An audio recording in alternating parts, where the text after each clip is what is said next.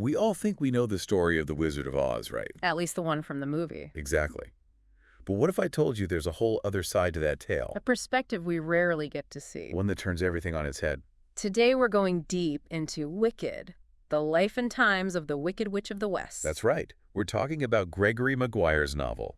The book that gave a voice to the infamous Wicked Witch of the West. And sparked a cultural phenomenon that's still going strong today. We're unpacking the book, the musical, the impact it's had on how we see villains. Everything. So buckle up. Because this deep dive is going to be wickedly good. This book really shook things up back in 1995. Didn't it?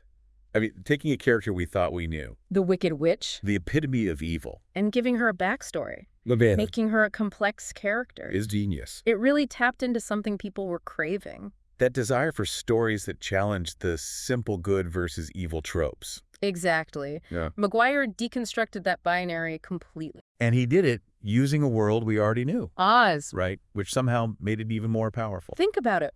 We know how Dorothy's story ends.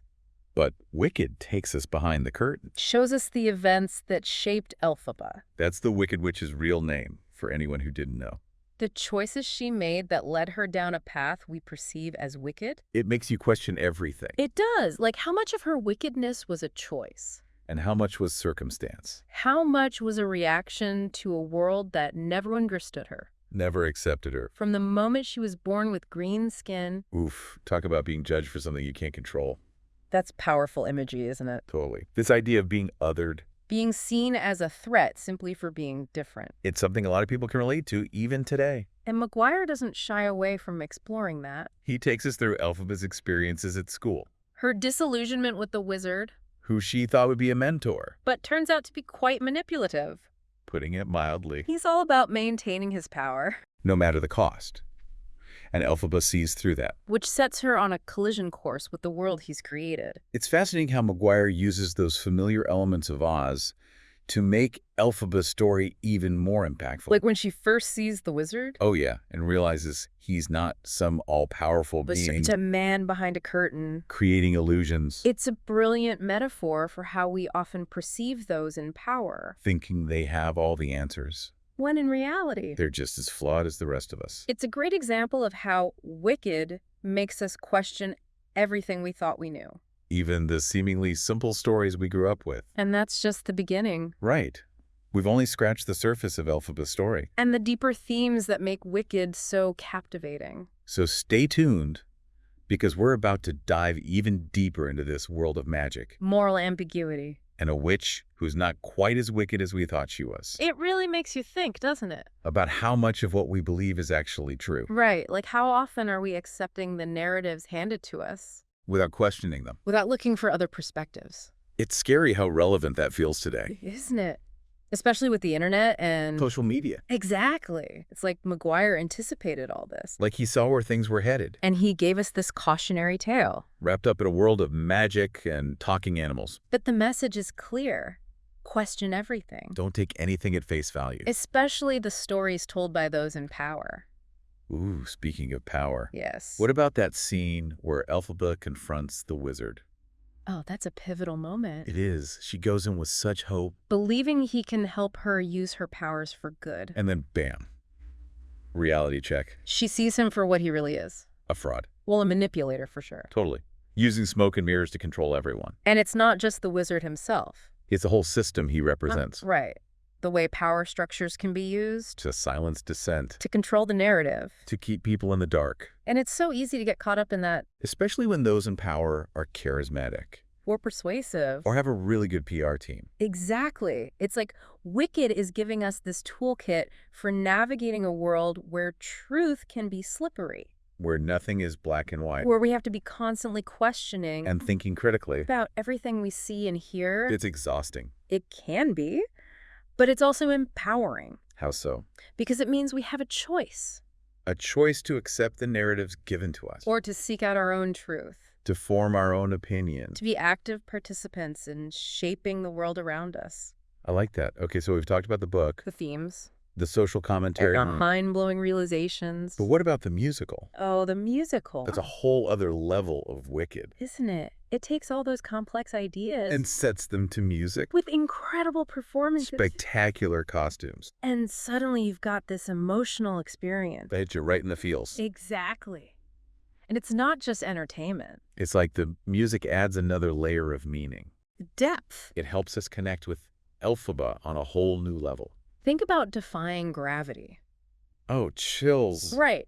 That song is more than just a showstopper. It's an anthem. For anyone who's ever felt different. Outcast. Like they don't belong. It's about finding your voice. And embracing your power. Even if it means going against the grain. It's so powerful. And it's not just that song. Right. The whole score is brilliant. Like popular? Oh, yeah. Where we see Glinda's insecurities. Or desire to be liked. Which is something we can all relate to. And there's For Good. The duet between Elphaba and Glinda. Where they acknowledge the impact they've had on each other's lives. Even though their paths are diverging. It's a beautiful testament to female friendship. To the complexities of relationships. To the idea that even those who seem different can have a profound impact on each other. It's really touching. It is. And it's just one example of how the musical takes these themes from the book and elevates them through music and emotion so that they resonate with audiences on a whole new level. It's really quite remarkable. It really is amazing how Wicked has become this phenomenon. Right. Like it's not just a book or a musical. It's a cultural touchstone. Something people keep coming back to. And I think a big part of that is how relevant it feels. Even in 2024. Even more so, maybe. What do you mean? Well, think about the themes we've been talking about.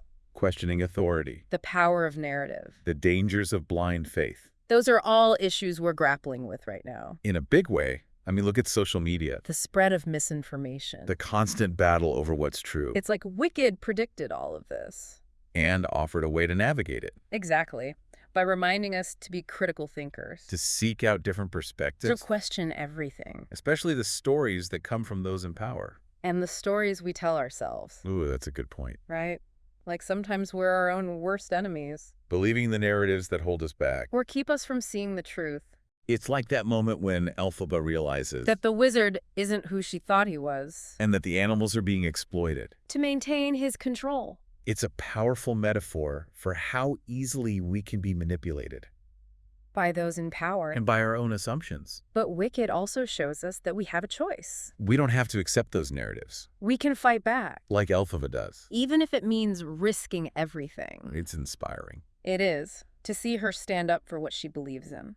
Even when the whole world is against her. It's a reminder that one person can make a difference. That we all have the power to change things. Then that's We have to defy gravity. To break free from the limitations. And create a world that's more just, more compassionate. More in line with our values. I love that. So as we wrap up our deep dive into Wicked. What's the one thing you want listeners to take away from this? That's a tough one. But a good one. I think it's that even in a world that feels increasingly chaotic, divided, full of uncertainty, we still have the power to choose. To question, to connect, to make a difference. To defy gravity. Exactly. And Wicked shows us how. It's a story that will stay with you. Long after the curtain falls. Thanks for joining us on this deep dive into Wicked. Remember, there's always more to the story than meets the eye. And that the most wicked among us might just have the most fascinating stories to tell. See you next time.